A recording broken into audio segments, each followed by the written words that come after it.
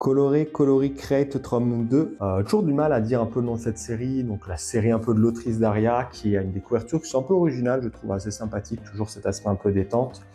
On va continuer à suivre un peu la petite Aika qui va se faire de nouvelles amies dans ce tome.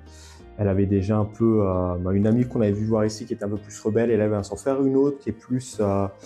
terre à terre, plus intelligente on va dire, mais quasiment c'est un peu une enfant de son âge. Donc on continue un peu à découvrir le monde, faire aussi un peu les liens avec les adultes, sur les adultes qui essaient un peu de les guider vers, on va dire, un avenir un peu meilleur par rapport à ce qu'elles avaient. Elles essaient vraiment de préparer, comme on a un peu dans la série, c'est de préparer un peu la génération future, se dire ok, les adultes on a fait ça, mais il faut quand même préparer un peu le futur et les nouveaux enfants, essayer de les guider dans un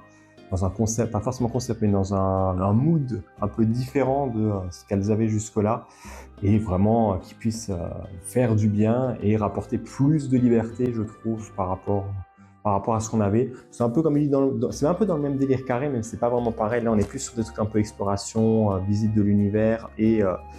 approfondissement aussi de l'évolution peut-être future des personnages, alors qu'Aria c'était plus quelque chose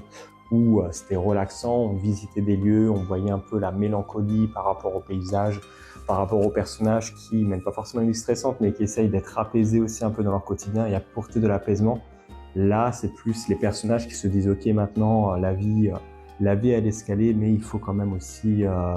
s'amuser et avoir des repères qui nous permettent de vivre pleinement sans forcément avoir des échappatoires, mais qu'on puisse avoir une vie plus saine, je trouve. Donc voilà un peu mon avis sur ce deuxième tome. Et toi, t'en penses quoi?